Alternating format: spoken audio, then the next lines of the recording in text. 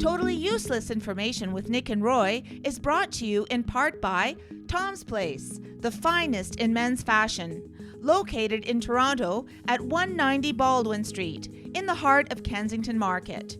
Or visit toms-place.com.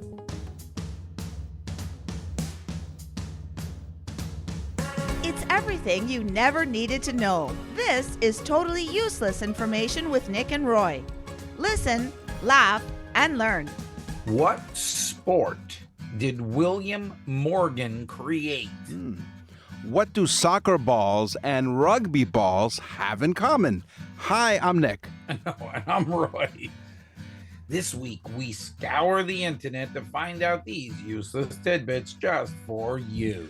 Plus, we'll answer your questions in our mailbag segment. A listener wants to know if the word heck is a swear word.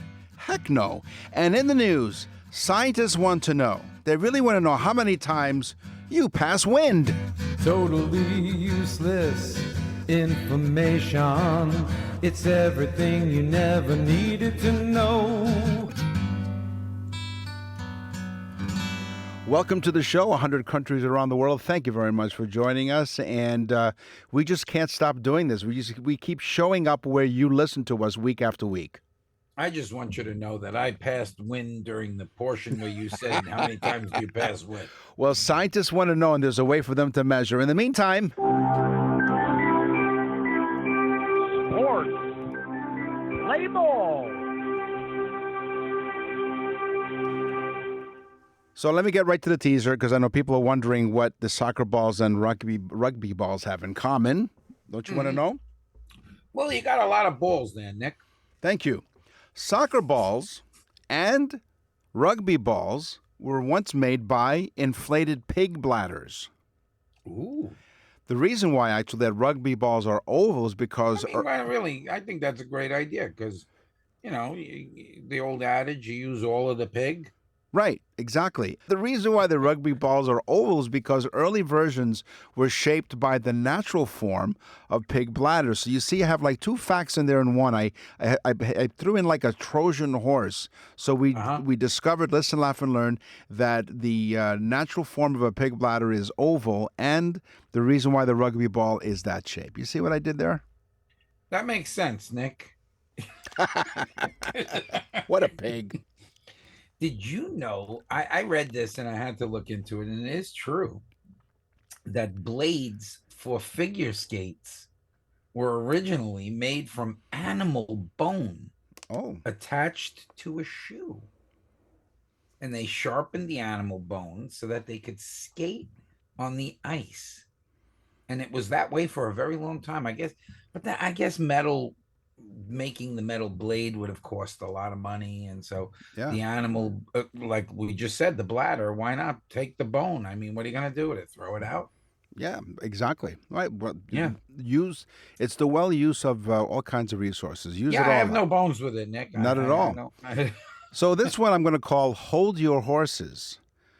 So horse jockeys can be and are frequently fined or even suspended for celebrating a victory before they officially cross the finish line.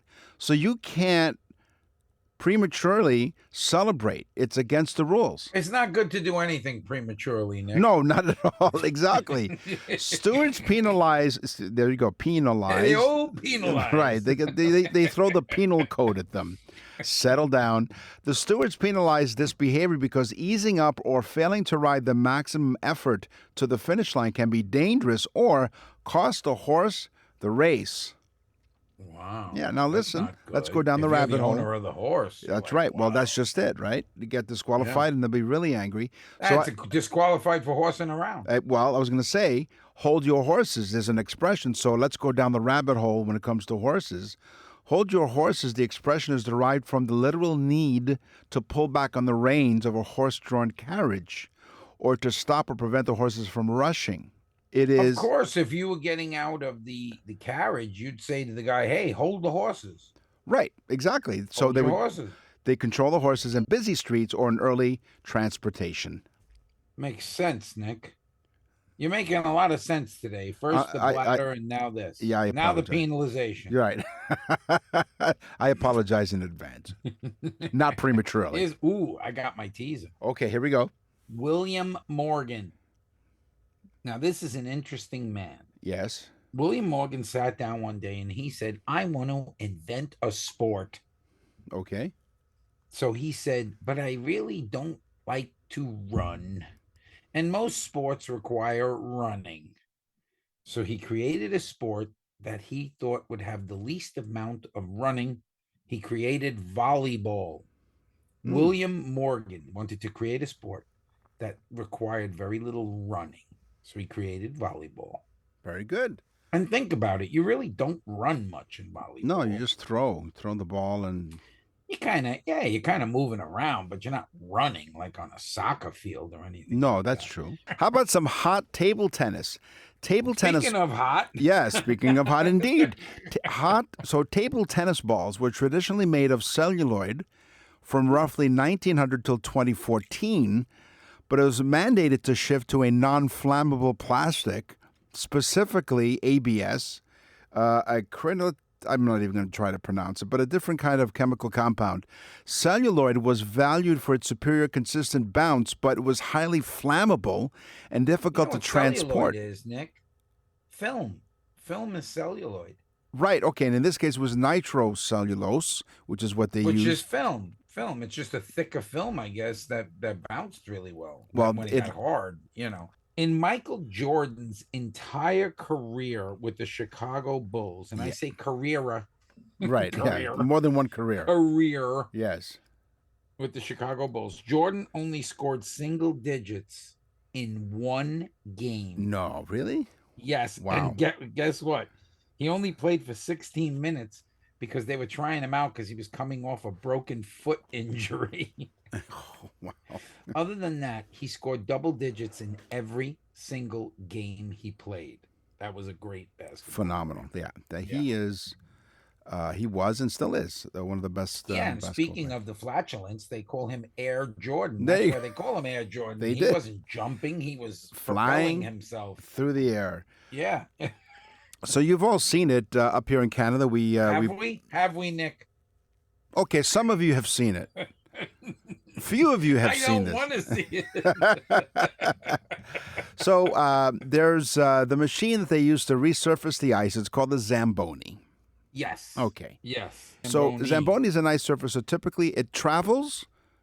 How fast do you think it travels around the ice rink, on average? How fast? 6 miles an hour. No, a little bit higher. 8? 9 miles per hour. Oh, that's pretty fast. I thought it was under that. At maximum anyway. But that's like walking speed. As a matter of fact, the operators usually drive them at a slower, steadier pace, maybe 4 to 5 miles per hour, while the resurfacing of the ice to ensure a smooth finish. You don't want to go too fast. The Zamboni was invented by Frank J. Smith. Zamboni. No, Zamboni. It was Zamboni. Yeah, in 1949, Frank Zamboni was an inventor and rink owner, developed the machine originally based on a Jeep chassis. Chassis, yeah. Or you can say chassis. It doesn't matter. Sorry. Jeep 345 comes around too soon.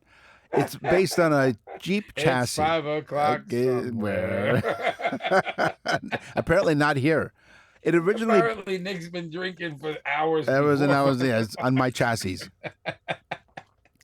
And so, it would be funny if the guy's name was like Louis Ice Scraper, right? And they named it Zamboni. Zamboni.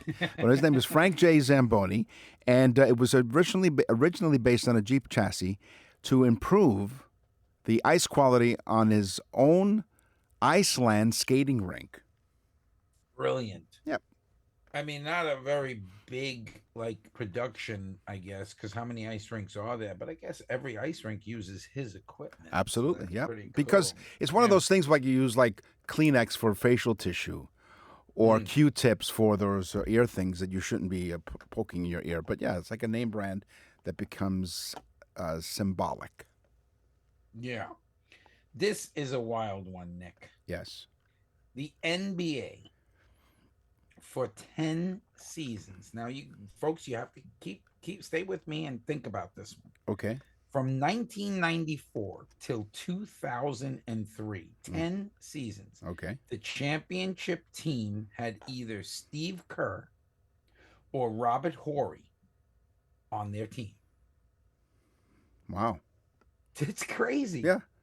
So for 10 years, this guy, Steve Kerr and Robert Horry, either one was on the team or both, depending upon, I guess, whether they got traded or not. I didn't get to see whether they were traded to another team that won. But for 10 seasons, that is insane. Yeah, you knew, guaranteed. Just like Tom Brady, right? You almost knew that he was going to be in the Super Bowl. What did he play, Nick? He played the pig bladder. That's what he played. The old pig bladder. Here's something you can do. You can play a very special birthday message that Roy and I put together. It's the Nick and Roy. Nick, after we talk about the birthday message, can we talk about a message that I had for you? Yes, we will. Good. From a comedian. So we invite you to go to our website, nickandroy.com. Click on the Nick and Roy store, and you click on birthday messages or anniversary messages. It's funny too because we just finished the word segment, and Nick's like, "You go to place." No, we just did sports. Oh, Right. I don't know what show you're on. It's 5 o'clock Got somewhere. They should go to nickandroy.com and type on the Nick and Roy store and get the birthday message.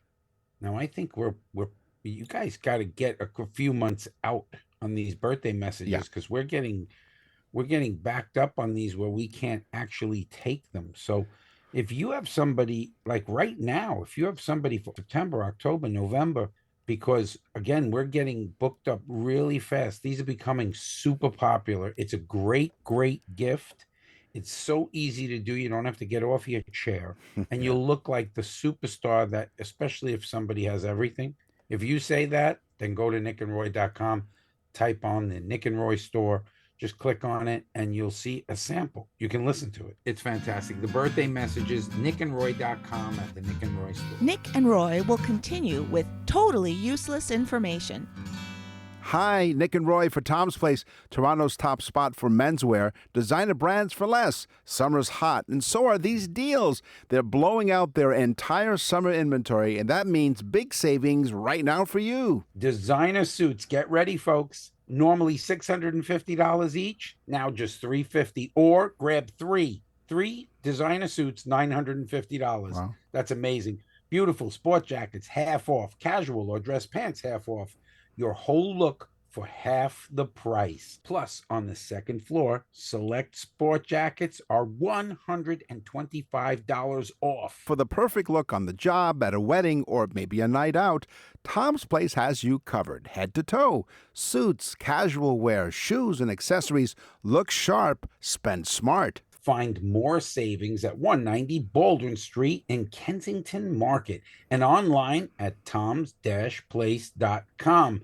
They're closed Civic Holiday Monday and open for the rest of the week. Tom's Place will suit you. Hey, it's Ryan Reynolds here from Mint Mobile. Now, I was looking for fun ways to tell you that Mint's offer of unlimited premium wireless for $15 a month is back. So I thought it would be fun if we made $15 bills. But it turns out that's very illegal. So there goes my big idea for the commercial. Give it a try at mintmobile.com/switch. Upfront payment of $45 for 3 months, $90 for 6 months, or $180 for 12-month plan required. $15 per month equivalent. Taxes and fees extra. Initial plan term only. Greater than 50 gigabytes may slow when network is busy. See terms. Totally useless information with Nick and Roy continues. Listen, laugh, and learn. So, one of our newest topics are words. And so, because words are such an important topic that we do, we have no intro for it.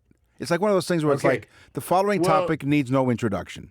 Well, I know that, Nick, Yeah. but I had some words for you. You did. From last night. Yes. I had the wonderful honor of sitting literally, I had my arm on the stage. Yeah. I had these fantastic VIP seats to go see Tara Canastrasi. She is one of the hottest comedians out there. She's been on the show, but I was able to go see her last night, and her show was Of course, it's always sold out. Standing room. It's just insane. Fantastic show. Again, she cracks everybody up. I don't know where she comes up with this material, but it's fantastic. And at the end of the show, she said, "Stick around," and we recorded this for Nick. Hey, Nick. Yeah, you know what? I'm in Naples. You know who I'm with? I'm with Tara Canastrasi. We just went to one of our shows. It was incredible. How come you always come and Nick is never with you? This motherfucker makes me go on his show, his podcast, I interview. Yeah. You can't get your ass to one And show? he has no hair. I mean, Bald. You think you'd like him? He's bald. right. Because his head reminds me of a penis, but I guess not. Anyway, Nick, you're bald hair. I really wish you were here tonight. It was an interesting night. And it would have been more interesting with you because you're so easy to make fun of. Yeah. There you go. It was great. Yeah. It was so funny, and we had such a great time. So thank you, Tara. Well, let me tell you something. So as an aside here, there's such a thing as Canastrasi oil. Did you know this? No. It's a fictional commodity, a fictional company originating from the 1980 Italian comedy My Wife is a Witch, La Moglie è una strega. And the term is famously used in a comedic scene describing speculative stock trading where the worthless stock rises to high values. So yeah, Tara, olive oil that's worth less. Don't worry. By the way, you know what? Let me tell you why I'm not at your show, because Roy has an imaginary friend. That's why. That's what it is. And by the way, what's this with Canastrasi? It's Canastracci with the CI is pronounced CHI. Okay. Yeah. Why? Like, wait a minute. What topic were we doing? We're doing words. Okay, Yes. you want to go on? Yes, we can. Anyway, seriously, we're looking forward to having Tara back on the show because she's busy. She's what is she recording a Netflix special soon? Touring with Joe Coy. She's touring with him now. She's so hot. She's so popular, and she deserves to be. She cracks people. I'm telling you, there was a dry eye in the place. People were crying. Yeah. So, what do you got in terms of words? You go first. All right, Nick, I consider you a word grubber. Uh-oh. Okay, what's that? In 18th century slang, word grubber was used for someone who intentionally, unnecessarily used long words to make themselves seem smart. Okay. That would be a word grubber. From the 18th century, they'd say, "Oh, he's a word grubber." Okay. How about do you have your bumper shoot with you? My old bumper shoot? Yes. The one I used to use in high school. Yes, that one. A bumper shoot is an umbrella. It's like a British word, as you would imagine. So the bumper bit is a variant of brolly, and the shoot is because it looks like a parachute. It's really a fancy word for umbrella, but it comes from the British bumper shoot. Do you think they still say that? Did you bring your bumper shoot? Hello, mate. Do you have your bumper shoot? It looks like rain. I hope you brought your bumper shoot. All right. Samuel Johnson left the letter X out of his English dictionary. Okay. Claiming that no word in the English language begins with the letter X. Then we x-rayed his head and realized he had no brain. Right. No, but he intentionally, Samuel Johnson, in his English dictionary, which is Samuel Johnson's dictionary, right, he left out the letter X, claiming there were no words worth putting, I guess, into the dictionary. Was he playing his xylophone at the time that his head his... Nick, I don't know. It's extremely... It is. Now, Roy, by the way, Roy performs down in the southwest part of Florida. If you're visiting there, you might want to visit his website, musicbyroy.com. The reason why I bring that up is because perhaps he might perform as part of a hootenanny. Oh, the old hootenanny. Hootenanny. It's an informal gathering with folk music. Although, Roy, it's not exactly folk music. What did you say, Nick? Folk. You cursing no, music? It's folk music. You said folk music? Yeah, I'm not like Tara Canastracci. So hootenanny is a successful linguistic export, and indications are that it made direct musical sense It arose in about 1940, and I was there. The first examples are from a newspaper in Seattle where it says, "The New Dealer's Midsummer Hootenanny. You might even be surprised. Dancing, refreshments, and door prizes." It was basically a lot of country music and folk music played at these events. Yeah. Hootenanny. Going down to the hoedown, there'll be a hootenanny. Hootenanny, yes. Wow. Yeah, like, last night at the comedy show. Yes. I'm waiting in the original thing, like the line that they have where they put the VIP people in this line, and there's these guys there with their wives, and they're talking. We know her family, and I was like, really, from the Bronx? And they were like, yeah, you're from the Bronx. And I was like, yeah. He's like, really, where'd you go to high school? I said, Christopher Columbus. He goes, me too. And the other guy went to Columbus, and it was like this high school reunion thing. But they went a few years earlier than us. Yeah, they're a little bit older than we were. One guy went with Son of Sam. Oh, wow, Berkowitz, yes. David Berkowitz. Wow. Because he went to our high school, folks. He That's did. the caliber, yes. No pun intended. No pun intended. That's the caliber yes. of person that came out of Christopher Columbus High School. I made that joke up last night. I thought it was pretty It was fun. great. Shooting off your mouth. Were you shooting off your mouth again? Logo de Dallas. Okay. Logo de Dallas. What about it?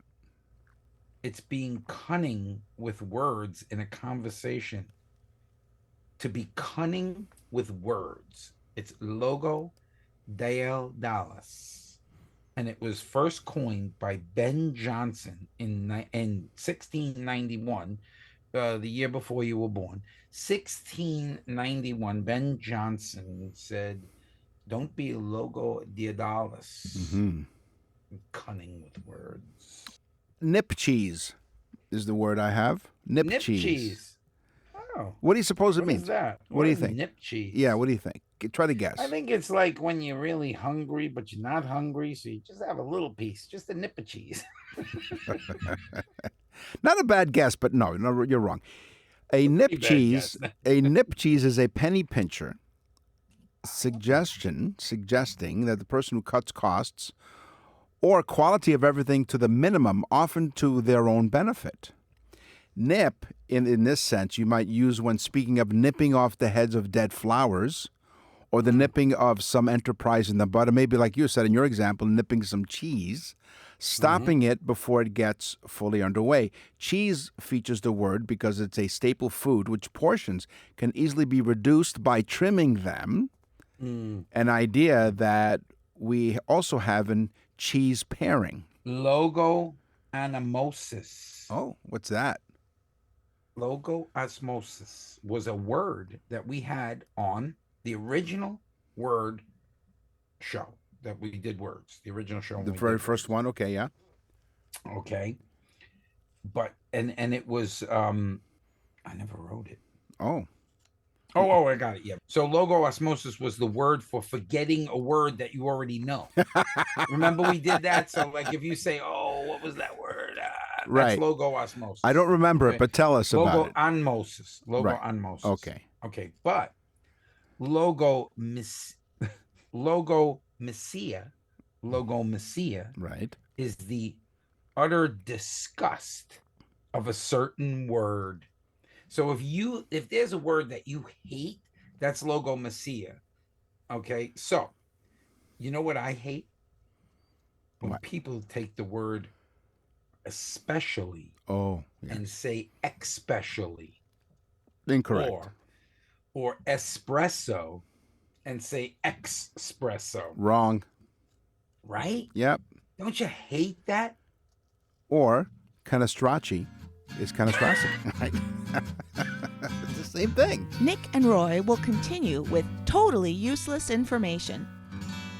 You know what's wild? Most people are still overpaying for car insurance just because it's a pain to switch. That's why there's Jerry. Jerry's the only app that compares rates from over 50 insurers in minutes and helps you switch fast with no spam calls or hidden fees. Drivers who save with Jerry could save over $1,300 a year. Before you renew your car insurance policy, do yourself a favor. Download the Jerry app or head to jerry.ai/Libsyn. That's JERRY.ai/LIBSYN.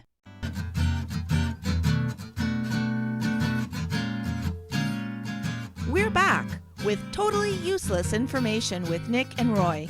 Listen, laugh, and learn. We've all been to one of these places. It's called a flea market. Yes. So do you buy flea? I like flea markets. Do you like flea markets? I do. Actually, when we go, my wife puts on a flea collar on me. I don't know why. It's a kinky thing. One theory point. She replaces that leather one with the studs. Right. She does call me a stud, come to think of it. Yeah. One theory points out, you call it a flea market. It points out to a bargain hunter, maybe a nip cheeser. The old nipple cheese. Who declared one of the largest outdoor bazaar markets in Paris in the 1880s, Le Marché aux Puces. The market. The old Marché aux Puces. The market. the market. Folks, let me finish. Skirt the line. Let me finish. The market, lined with stalls of unupholstered furniture, pre-owned clothing, or gently used, I guess they would say, seemed a natural place for nuisance insects to take up residency. And the eccentric moniker stuck.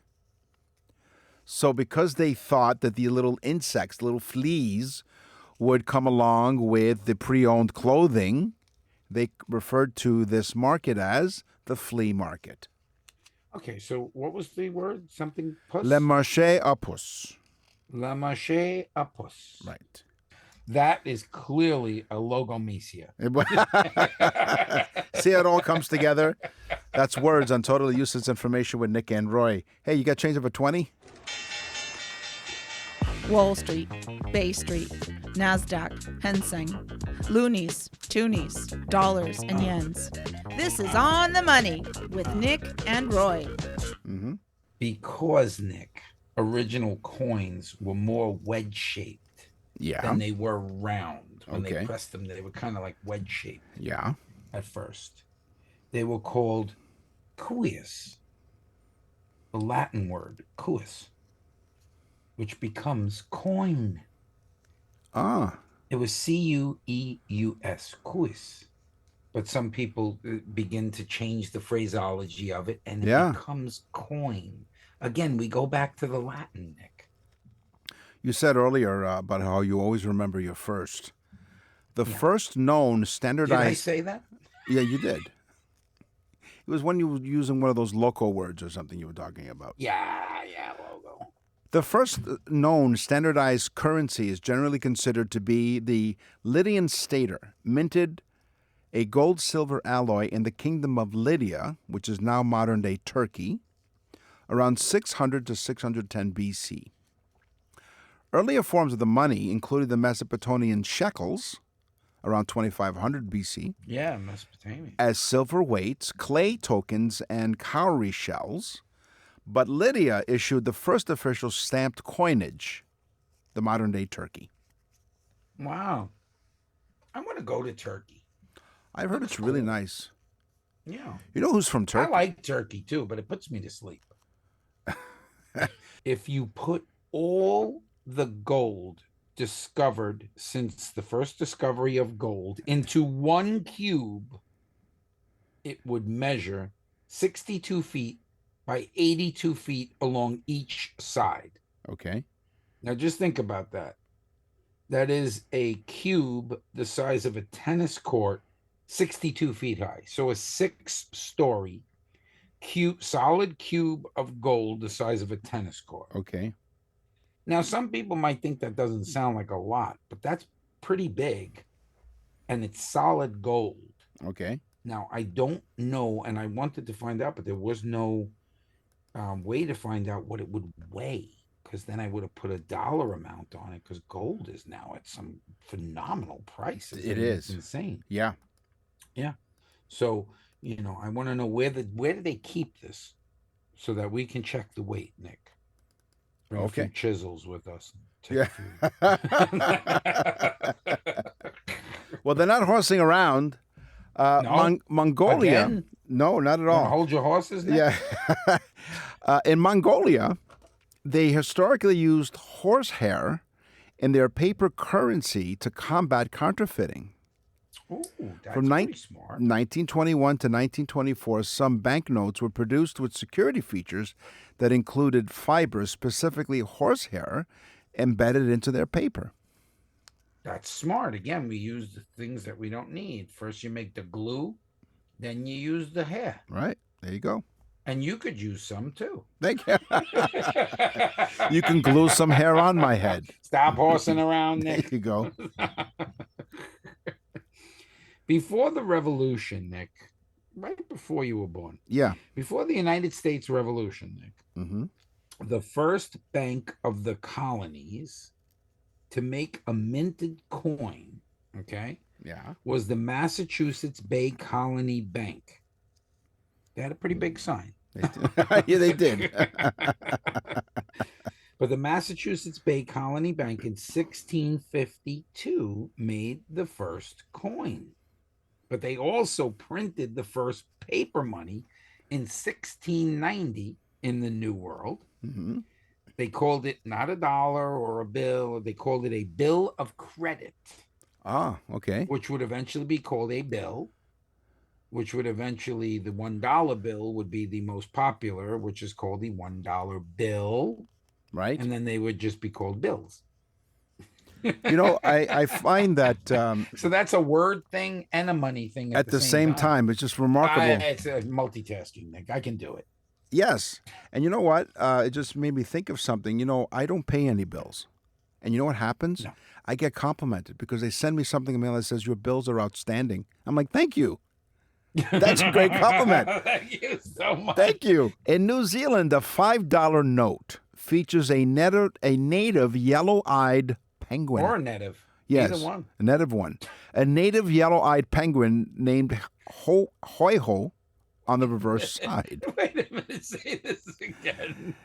In New Zealand, the $5 note features a native yellow-eyed penguin known as Hoi-Ho on the reverse side. In fact, while I was paying my bills, it's like, Hoi-Ho. Exactly.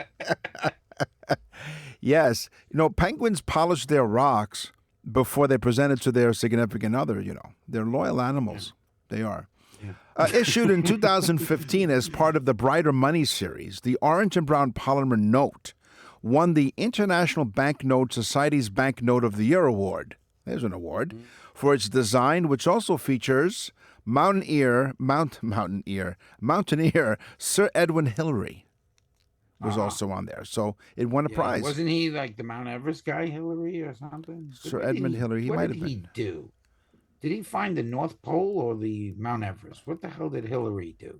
Well, I don't think it'd be the North Pole because penguins are only in the South Pole, remember? Maybe he found the South Pole, Hillary. Was that the expedition? Sir Edmund Hillary, 2008? Reaching the summit of Mount Olivier. Yeah, part of the 9th expedition to Everest. Led by John Hunt. Yeah, the old yellow-eyed penguin. Right, yep.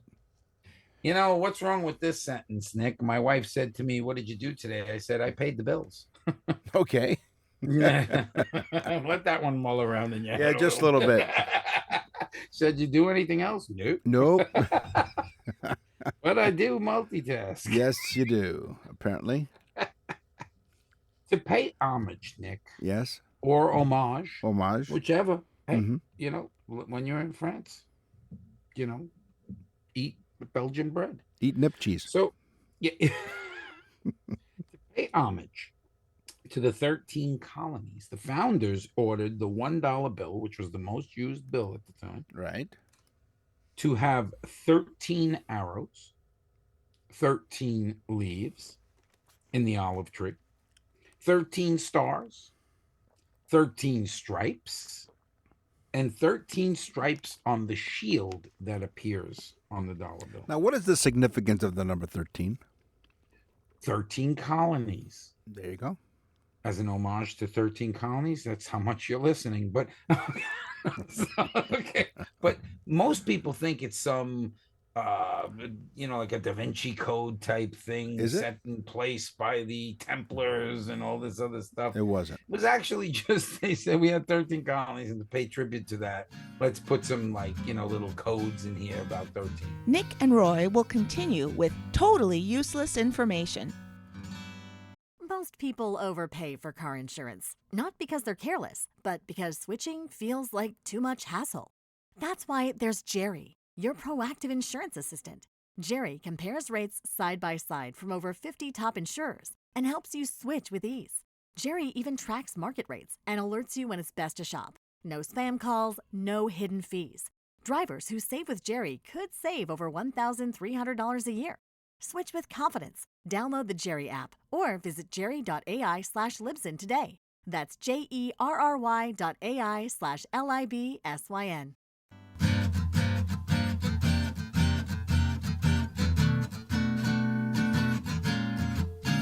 You're listening to Totally Useless Information with Nick and Roy. Listen, laugh, and learn. What's in the mailbag? What's in the mail?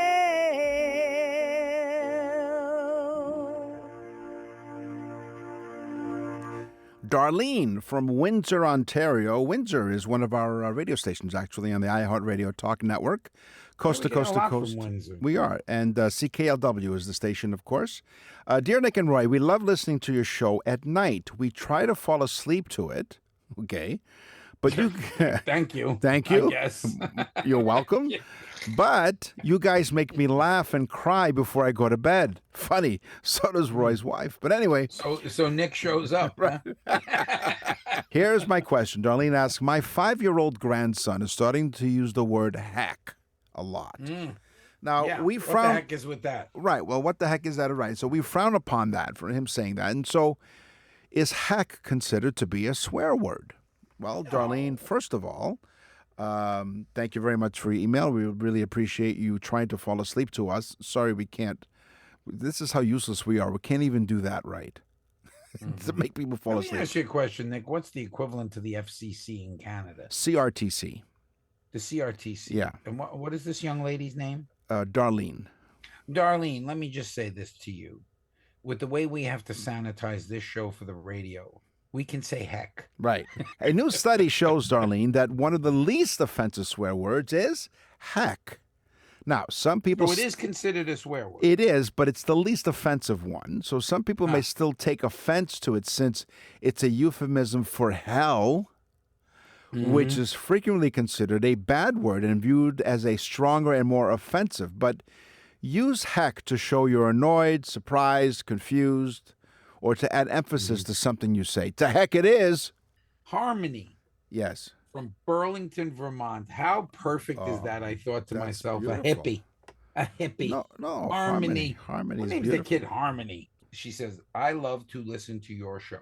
Thank you. I really think you guys are so funny. My mother is 86 years old. Mm-hmm. She listens to you guys every week. Her name is Betty. So shout out to Betty. On the show today, we talked about money, we talked about sports, we talked about words, and we had this girl. How come you always come and Nick is never with you? Yeah, okay, yeah. It's time for the news. And now, from around the corner and around the world, this is TUI News. A team of scientists at the University of Maryland, UMD, The old UMD. UMD, is gathering a first-of-its-kind data through a device that you can put on your underwear. Well, wait a minute. What kind of data are they collecting So from this, someone's underwear? these smart underwear is able to track whenever a person passes wind or farts. Oh. It may sound They silly. should just hang out with me. They don't even need special underwear. They should just stand like a foot behind me. Or Bring three. a notepad and a new pen. Right. Don't laugh. It may sound silly. It may sound silly, but this information can be a big help. It could be a big benefit to our health. Oh, you could say it like that. Too. Right. According to the lead scientist behind the effort. Okay. Yeah. So, while the For the research, smart underwear. right? Yes. Is there a chip in this underwear? Well, let's see how it works. So, Dr. Brantley Hall, his Yes. lab looks more like a factory with multiple 3D printers running at all times. The machines are working constantly to produce devices about the size of a nickel that goes on your underwear. Ah, yeah. Where do they place it? I hope. Well, in this case, they're placing it towards the rear of the underwear to pick up the flatulence. Well, let's see. Let's continue on to find out. We thought maybe we can advance our science by making a new type of wearable device that can have people wear all day. And it'll teach the scientists of UMD, the cell biology and molecular genetics department. A team of scientists developed a device that tracks how many times a person farts. Okay, so and what would they do with this information, I want? Well, let's see. So there's no scientific baseline in what constitutes a healthy amount of passing gas. But Right, that's what I'm saying. So what's the big... What so is Dr. the Hall wants to need for change all that. So more than it? one Yeah, in Dr. Hall. so more than 1 in 5 people report excess intestinal gas. Intestinal. Maybe it's intentional gas. As opposed to I call it unintentional. intentional. Sometimes when I'm in the elevator, I just want to see the people's faces. Yeah. Weapons of mass destruction. More than Broke one in, that one up, computer. yes. More than 1 in 5 people are reporting excess intestinal gas, but right now there's no objective measure of whether that's telling the truth or not. So we need a obviously baseline. that's right to continue the research. So initially, Dr. Hall and his team conducted a smaller study with undergrad students. Now they're going bigger, launching the Human Flatus Atlas. Oh, the Flatus Atlas. Right. It is a national study where anyone in the country can participate. In the United States is where this is from. When you sign up, a smart underwear device is sent to your home. You'll have to wear the device for 3 days in a row. 3 days in a row, you're going to wear the same underwear. I hope not. They're looking for people across the spectrum to participate, including those with high-fiber diets and don't fart a lot. This is a really gross situation. But hold on. So these are the people who have high-fiber diets. He calls them Zen digesters. I have a very high fiber. diet, I know that. So then those who do fart a lot, he calls hydrogen hyperproducers. Yeah. Yeah, they'll probably nix you off the earth Right. because you're producing too much hydrogen. Now, the You're maxim- a global warming problem. There's your source of global You're going warming. along with the hamburger. Our current maximum number of flatulence is 175 times per day. No, who farts 100 Wow. some odd times a day? That's what they're looking to study, and our current minimum number is 4 times per day. Wait a minute, 100 some odd times a day. Right, 175. You're basically, well, this thing will count if you're asleep, but that's Right. 24 hours. Yeah, That means every hour you're farting like 5 times? pretty much. Every hour, Every 5 10 times. every 10 minutes on the 10s. Even while you're asleep. Yeah. That's all the time we have for this episode of Totally. Thank God. Yeah, I know. Thank God. This was a real, It was. you know what. Yeah. You know what we'll do? Just for you guys, because you're really special to us, we're going to scour the internet far and wide to find more totally useless information just for you. And if you sign up for that study and you get chosen, you could say, I am your father. Tell them what else to do. I would say tell everyone you know. But first off, get the newsletter. Yeah. Because we're giving it away free. That's number one. Yes. Number two, go to our sponsors like Tom's Place. He's Yeah. awesome. Yeah. You know, you can go online too. Yeah. Tom's, what is it? Tom-place.com. Tom-place.com? Tom-place.com. Toms-place.com. Yeah, he's cool. He's a great guy. Yeah. And also, like, go to our website and look up the birthday message. It's awesome. And thank you so much for telling everyone to listen to the show. 100 countries around the world now.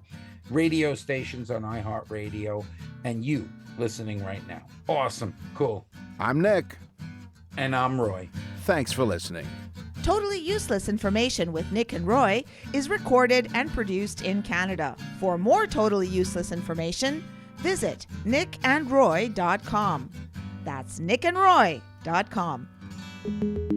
Totally Useless Information with Nick and Roy has been brought to you in part by Tom's Place, the finest in men's fashion. Located in Toronto at 190 Baldwin Street in the heart of Kensington Market. Or visit toms-place.com. Marketing is hard. But I'll tell you a little secret. It doesn't have to be. Let me point something out. You're listening to a podcast right now, and it's great. You love the host. You seek it out and download it. You listen to it while driving, working out, cooking, even going to the bathroom. Podcasts are a pretty close companion. And this is a podcast ad. Did I get your attention? You can reach great listeners like yourself with podcast advertising from Libsyn Ads. Choose from hundreds of top podcasts offering host endorsements, or run a pre-produced ad like this one across thousands of shows to reach your target audience in their favorite podcasts with Libsyn Ads. Go to libsynads.com, that's LIBSYN, ads.com today.